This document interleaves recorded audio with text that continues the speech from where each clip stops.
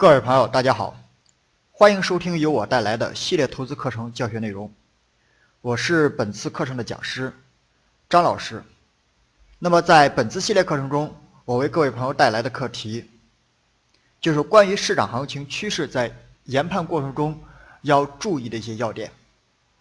也就是说，我们如何去把握市场行情的趋势，以及市场行情趋势在转变过程中它具备哪些信号。对于更多的精彩内容，各位朋友可以访问下方的联系方式与我们进行联系。今天是本次系列课程的第二讲。那么在第一讲过程中，我们讲到的是关于市场行情趋势研究的重点以及方向有哪些。我们提到趋势它的构成不单单只有方向，同样的有时间以及它的运行态势。那么在研究过程中，我们要研究两大方向：一，顺势追踪，也就是当趋势形成以后，我们如何去追踪这个趋势；第二呢，就是趋势转折，也就是在趋势运行过程中，它不可能一直延续，当它结束的时候或者即将结束的时候，有哪些风险信号以及确认信号。那么我们第二讲课程呢，实际上我们所讲到的就是关于趋势分析工具趋势线篇。对于一个市场的分析，它的方向分析有很多种方法，而趋势线可以说也是传统分析方法之一。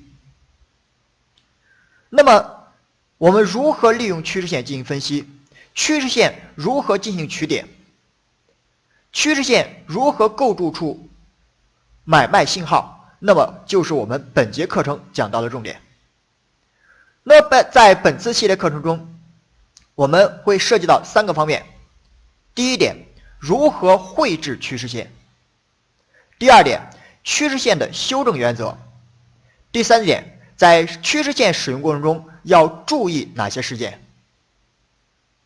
首先，第一，如何去绘制趋势线？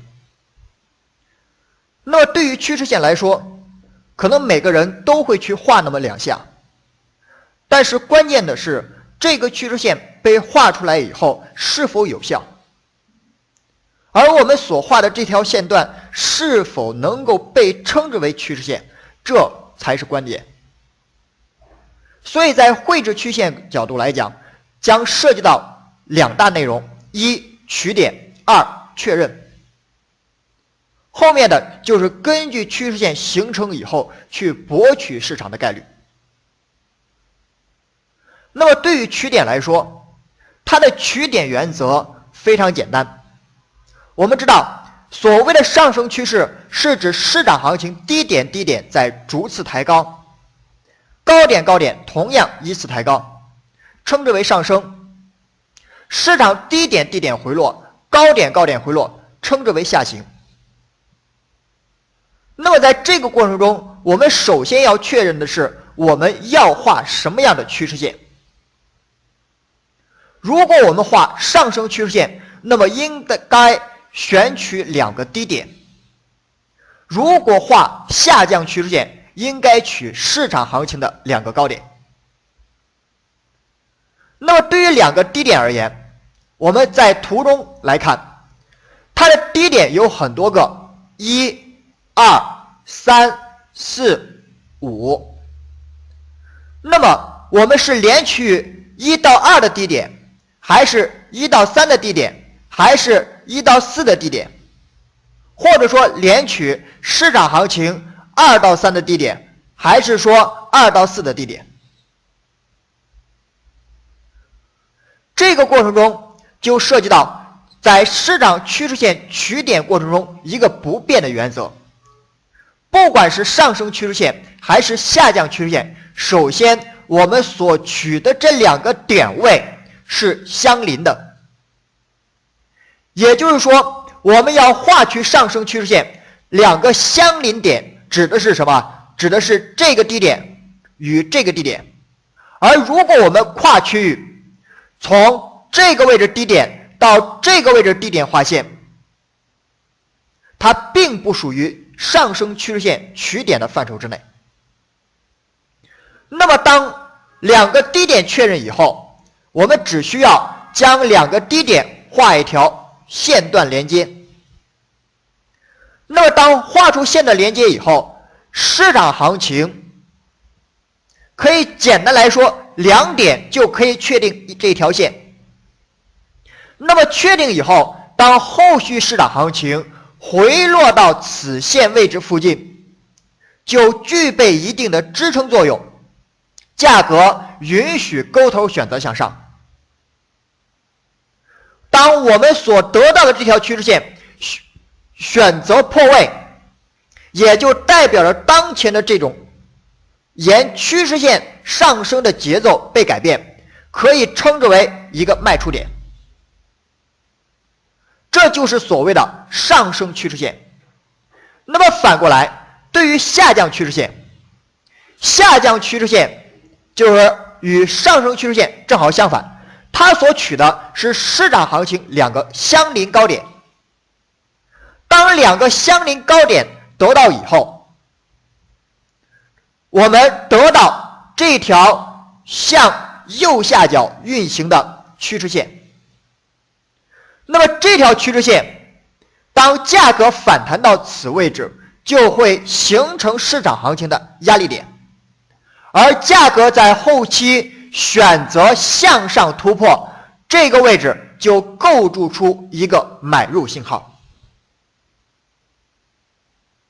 那么也就是说，我们在画趋势线过程中，首先取点非常简单，就是取上升相邻两个低点，下降相邻两个高点。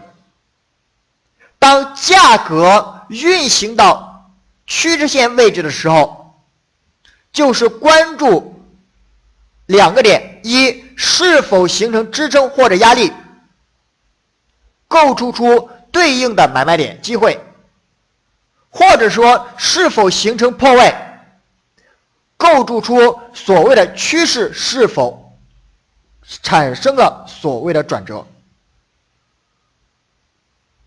那么这是我们在使用趋势线过程中它的一个最基本取点原则。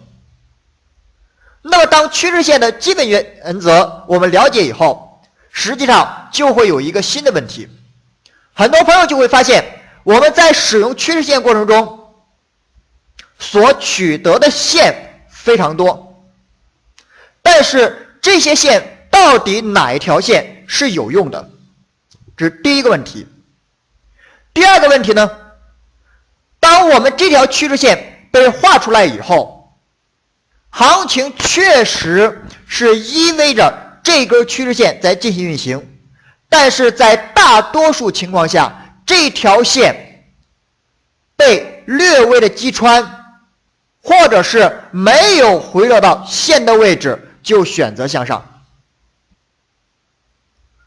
那么这个时候就涉及到了关于趋势线的修正，因为修正的过程本身就是根据市场行情价格的波动来进行的重新进行的所谓调整。那么我们如何进行修正，以及每一次修正意味着什么，我们就讲第二个知识点，关于趋势线的修正原则。那么对于趋势线的修正原则来说，实际上可以分为两个修正，一种是称之为向内修正，一种称之为是向外修正。那么我们首先来看第一，向内修正。所谓的向内修正，往往代表着整个市场行情呈现出加速状态。那么在这种修正过程中，它的新的起点是从最后一次碰线位置开始。指的是什么？我们以这个上升趋势线为例，在这条上升趋势线过程中，首先我们会得到两个上升低点，红圈标注。那么当这两个低点得到以后，我们把它进行划线连接，就可以得到这条上升趋势线。因为第一个红圈我们取的是这一波行情的最低点，所以这条上升趋势线又被称之为原始趋势线。不管后面行情如何修正，原始趋势线都具备对应的支撑效果。那么随着这个位置趋势线得到以后，按照我们的预期所想，价格应该再次回到趋势线位置，形成买点，选择向上为最佳。但是市场行情回落到这个绿色点位的时候，没有碰触到这条趋势线，就选择了向上。在这个选择向上过程中，就涉及到趋势线的修正。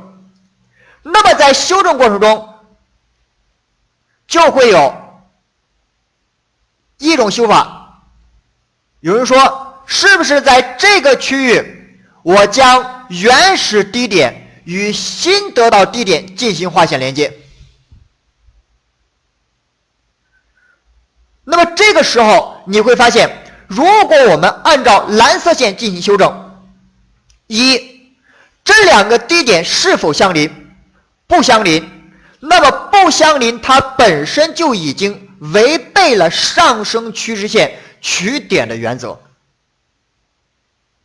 所以所谓的向内修正，它新的起点就是绿圈位置，另一个起点是在前一条趋势线最后落点位置。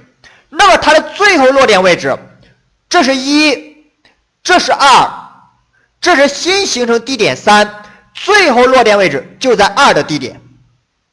那么我们从2到3此位置画一条趋势线，这条趋势线就被称之为修正趋势线，就红色的称之为原始，绿色的称之为修正。那么当这条修正趋势线有了以后，价格再次选择向上回落，依然没有碰到这条修正趋势线，得到第4个点。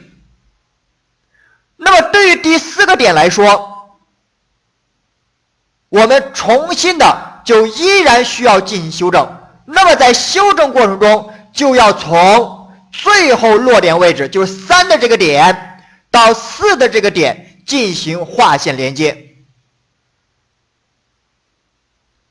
那么这条蓝色线同样被称之为修正趋势线，这也就是我们所谓的趋势线的向内修正。那么在这种向内修正过程中，我们会发现趋势线运行的角度越来越陡。那么它的运行角度越来越陡，也就代表着当前市场行情处于加速阶段。那么加速阶段意味着什么？当我们得到行情最后加速趋势线以后，也就是最后一次修正以后，如果市场行情选择了将趋势线破位，那么也就意味着整个市场行情这种加速运行节奏开始放缓。有多单的要注意减仓或者出局。那么什么样的情况下才能够被称之为叫做趋势的改变呢？从趋势线的角度来讲，只要市场行情原始趋势线没有选择破位，这种上行节奏是不会被改变的。但真正在实战案例过程中，因为随着价格的不断的快速拉升，它已经远离原始趋势线过远，所以在这个位置，当价格再次回落到原始趋势线的时候，我们只是关注此位置是否会形成停顿或转折，它被称之为关注点。这是其一。其二，那么当它最后修正趋势线破位以后，是否意味着价格一定会回落到原始趋势线呢？不一定，因为在这个过程中，它可以按照两个方向去走。第一个就是按照目前所标注的黑色进行直接回落下行，第二种呢，也可以在此位置按照黄色轨迹进行反复震荡，震荡以后再做方向上的选择。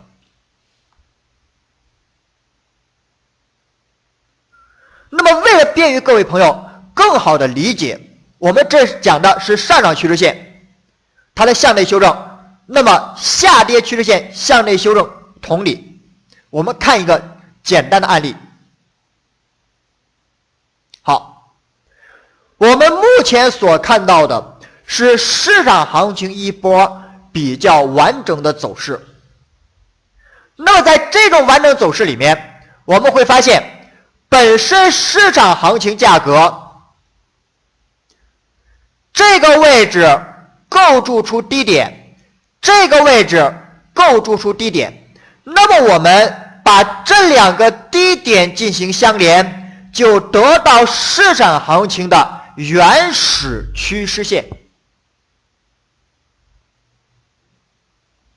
那么在这条原始趋势线，白色原始趋势线有了以后，价格上升回落，上升回落，你发现这个位置有没有碰触原始趋势线呢？没有，没有碰触。我们从最后落点位置到这个新成交的点进行修正。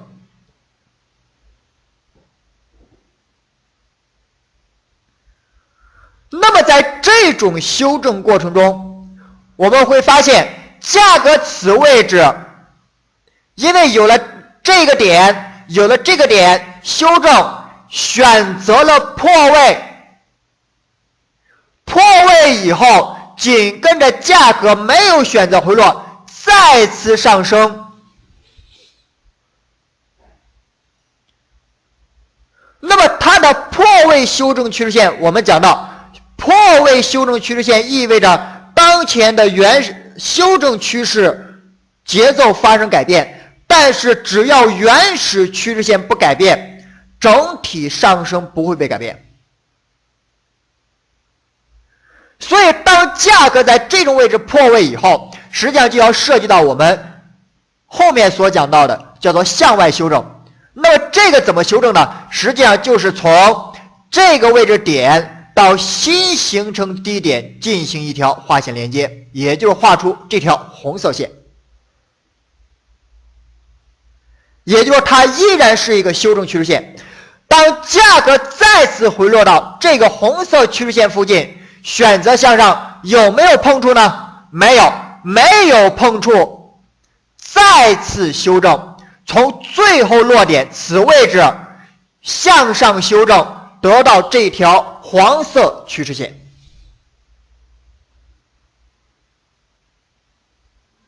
那么当这条黄色线得到以后，价格上升，选择回落，你发现此位置有没有碰触呢？依然没有，没有碰触，从这个点到这个点进行修正，就会得到这条蓝色修正趋势线。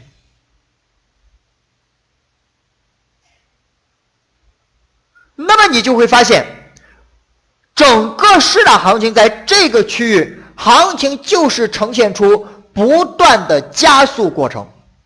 那么在这种不断的加速过程中，当最后修正趋势线选择破位，因为本市场行情已经由缓慢到加速，一旦此位置的破位，就意味着它的整个趋势将转为震荡或者下行。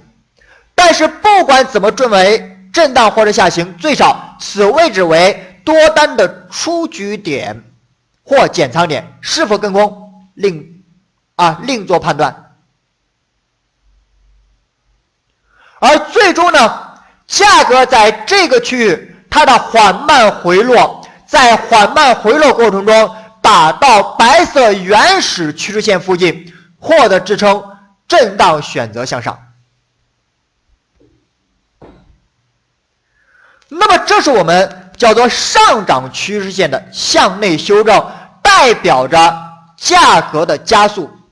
反过来在下跌过程中也是一样的。那么在下跌过程中，这个位置是一个高点，这个位置是一个高点，两个高点进行划线连接，我们可以得到一条趋势线，白色趋势线为原始趋势线。而在这条趋势线有了以后，行情上升回落，上升回落，打到线附近，选择回落。这个位置有没有碰线呢？没有碰线，回落，那么我们就要从最后落点位置到新形成高点进行划线连接，得绿色趋势线。价格再次选择向上反弹，没有碰绿色修正趋势线，选择回落，就要从最后落点到新形成高点划线，得黄色趋势线。这是市场行情最后的一根修正趋势线。当最后修正趋势线被突破的那一刻开始，就意味着空单要注意出局或减仓，意味着整个行情已经有缓慢到加速，此位置将意味着空单面临着一定的风险，转为震荡或者上行。那么也就在这个过程中，我们始终所关注的点就是关注白色趋势线的原始趋势线和最后修正趋势线。比如说这条绿色线画出来了，它已经被修正了，它还具备不具备作用？不具备。但是这条线也可以放着，因为价格走到此位置的时候，正常来讲它具备的压力和支撑效果会比较弱。我们最主要关注的就是最后修正趋势线和原始趋势线。所以你会发现当前价格所走就是走在它的原始趋势线位置形成了停顿。那么此位置是价格选择向上突破还是调整选择向下，也就面临着方向的选择。对于多单而言，此位置就是出局的机会或减仓机会。那么这是市场行情的向内修正。那么在刚才这种向内修正的时候，我们也讲到了一点向外修正。实际上所谓的向外修正也比较简单。所谓的向外修正，一，它的原始起点不断，原始起点不变，它是不断的寻找新低点。同样的，不断的向外修正，代表着行情的震荡。怎么去理解这个意思？还是以上涨趋势线为例。当市场行情在此位置形成最低点 A， 第二个低点，那么当这个低点1和2有了以后，我们进行划线连接，得原始趋势线。那么按照我们所理解，价格将这条原始趋势线已经破位，破位就应该选择向下创出新低是最好的。但是整个行情破位以后干嘛？反而再上到原始趋势线上方这个位置形成一个新的低点，形成低点3。那么在这3低点形成以后，实际上也就意味着整个行情进入一个相对的震荡行情。在这个过程中，我们就要做向外修正。向外修正叫做原始起点不变，原始起点是谁？是1。那么它的向外修正就是连接1到3，这是一条新的趋势线，而绿色趋势线就已经不具备作用。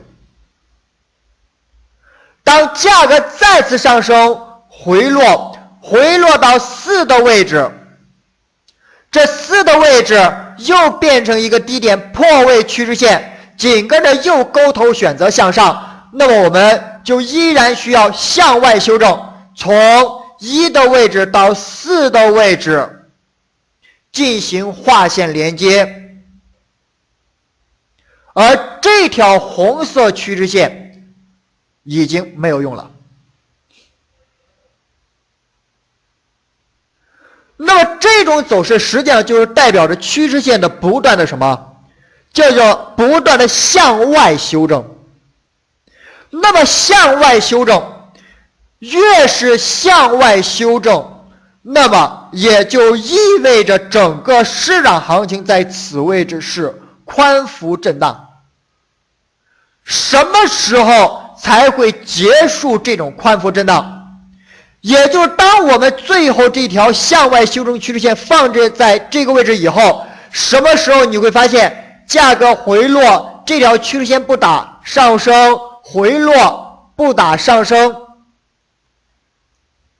形成了趋势线的不断向内修正，这条蓝色趋势线就变成原始趋势线，也就意味着整个行情即将脱离这种震荡区域。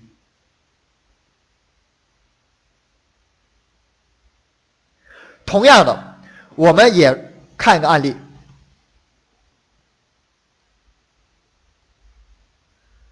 那么这是我们现在所看到的什么？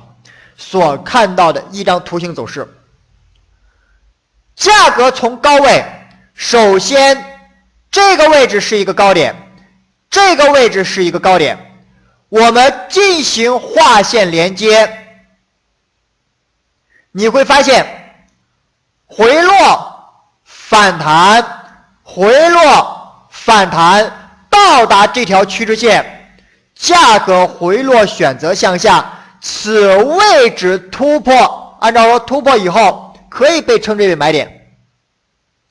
但是突破以后，价格反而没有继续上升，而是再次震荡回落。那么在这个震荡回落过程中，因为它已经把这条黄色趋势线进行了改变，也没有创出新高，所以我们就要进行修正，从初始起点到新形成高点进行修正，得这条绿色趋势线。那么这条绿色趋势线就被称之为原始趋势线，这条黄色趋势线没有用。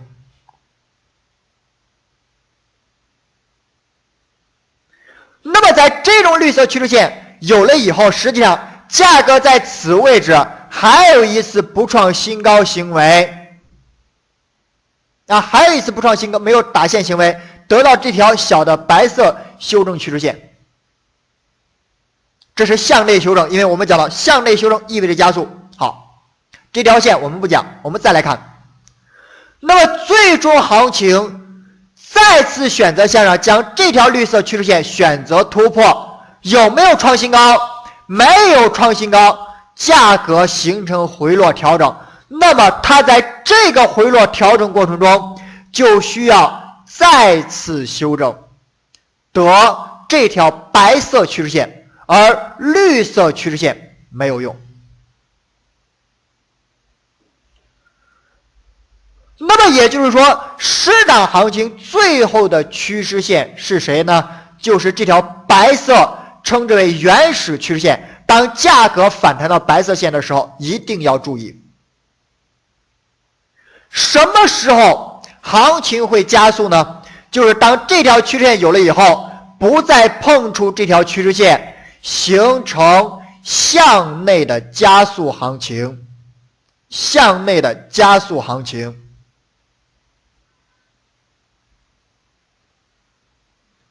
那么这种不断的向内加速行情，也就意味着整个市场行情的加速选择向下。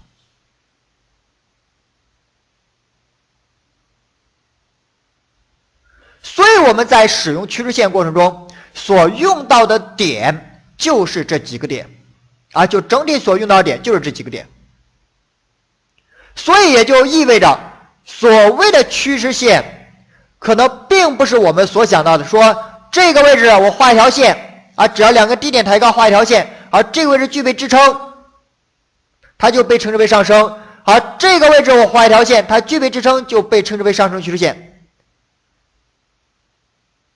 那么也就是说，它的线角度来讲，有的位置我们确实可以被称之为趋势线，而有的位置它不能被称之为趋势线，它是其他线段的一种什么？一种表现。你假如说形态，假如说价格水平线的成交密集区等等。所以这是我们所讲到的什么？所讲到的趋势线。那么在讲到趋势线过程中，我们同样的也就会发现，趋势线有很大的好处，但是也有很大的弊端。它在使用过程中要注意一些问题。什么样的问题呢？第一，趋势线使用过程中关于它的取点。那么在使用趋势线过程里面，关于它的取点，每个人的看法用法是不一样的。有的朋友会讲到，取点是不是取最高到最高呢？是，就是引线对引线，实体对实体，有是这样讲的。有的说引线对实体，实体对引线。但相比较来讲，个人比较偏向的就是上涨趋势最低对最低，就是引线对引线，下降趋势过程中最高对最高。这是关于它的取点。这是根据什么？每个人的使用方法不同，在取点的时候到底是选最高还是选开盘选收盘，选法不一样，根据个人的实际情况去进行选择。实际上我们本节课程最主要的讲的就是第一个，趋势线怎么取点，第二个，它如何进行修正，这是重点。而我所有的案例都是以最低对最低，最高对最高为例。第二点呢，就是关于趋势线的验证。那么在我们所有举的案例过程中，趋势线被验证，并且验证的次数越多，它也就是越有效的。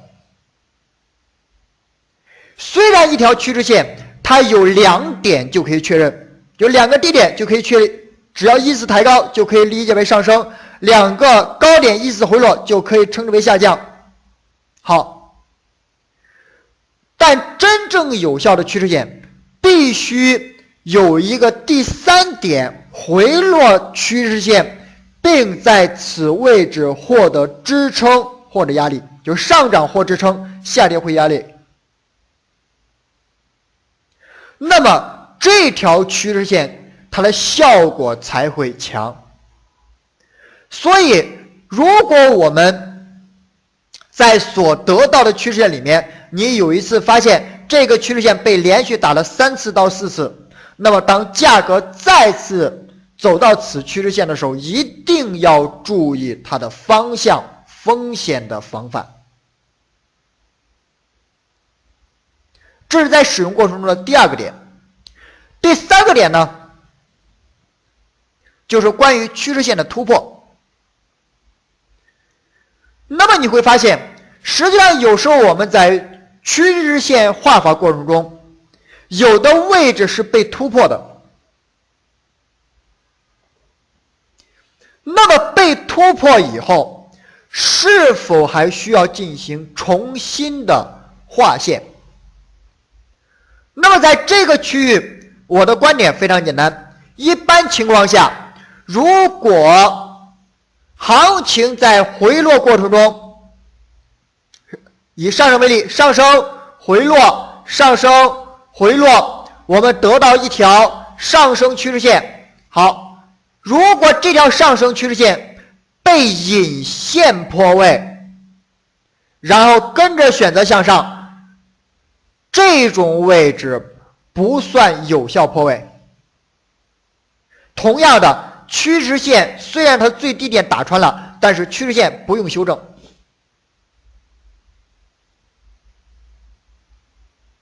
那么它的实体破位，就这个位置，价格是以明显的实体破位，哪怕这根线是以实体破位，破位以后再收回，往往此位置趋势线要做一个重新修正。这是从趋势线的修正角度来讲。第2个呢，我们讲到说一个趋势线被突破，可以构筑出买点或者卖点。上升趋势线被破位，做空点；下降趋势线被突破，做多点。那么什么样的情况突破才是有效？可借助33原则。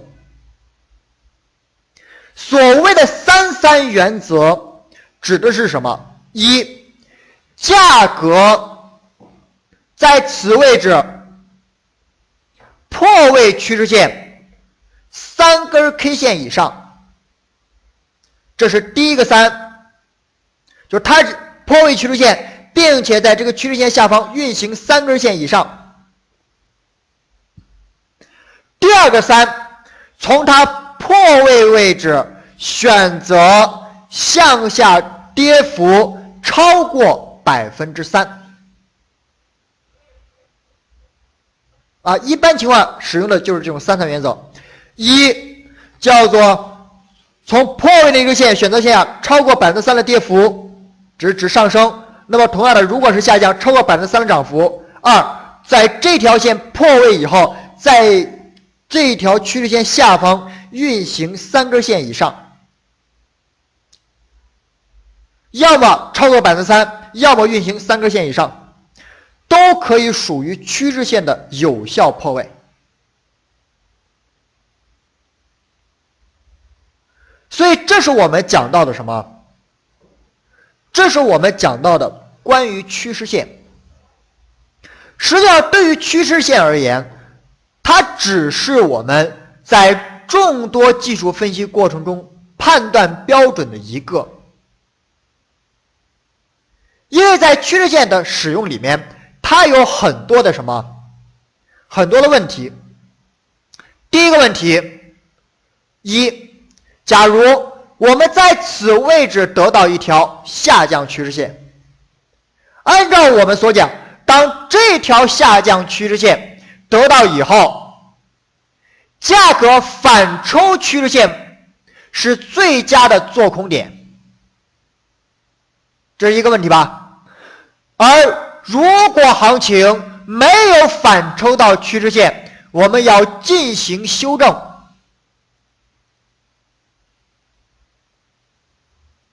这种向内修正代表着行情的加速。在这个位置你会发现几个问题。第一，它没有反抽到趋势线，在什么样的位置是介入点。第二，我们讲到它反抽不碰趋势线意味着加速，那么有没有提前的信号可以让我们知道它是否有加速的可能性？这是第二点。第三点，也是趋势线最大的一个弊端。什么样的弊端呢？它趋势线所形成的压力或者支撑，它并不是固定的。什么叫做并不是固定呢？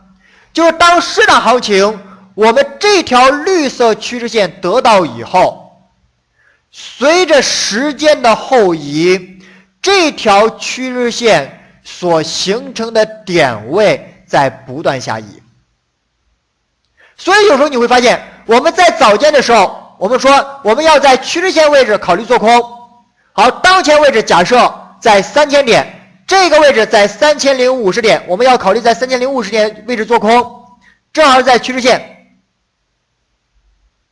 但随着市场行情后面时间的运行没有走到趋势线位置，或者说随着市场行情的后移，通过价格的横盘震荡，使趋势线的点位逐步向价格靠拢回落。有没有这种情况呢？有。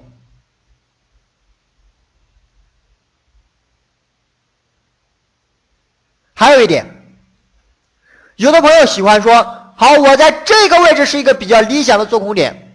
好，当我做入空单以后，我的止损位置以趋势线破趋势线为止损。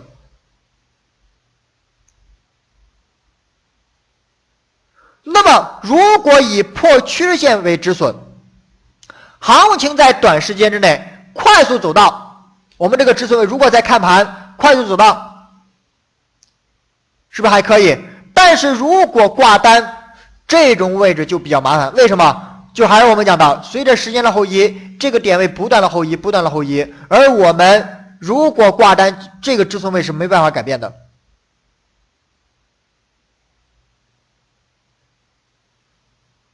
所以对于趋势线而言，它确实是我们众多判断标准中的一个，但同样的，它并不是唯一的判断标准。它没有办法解决的问题依然是什么？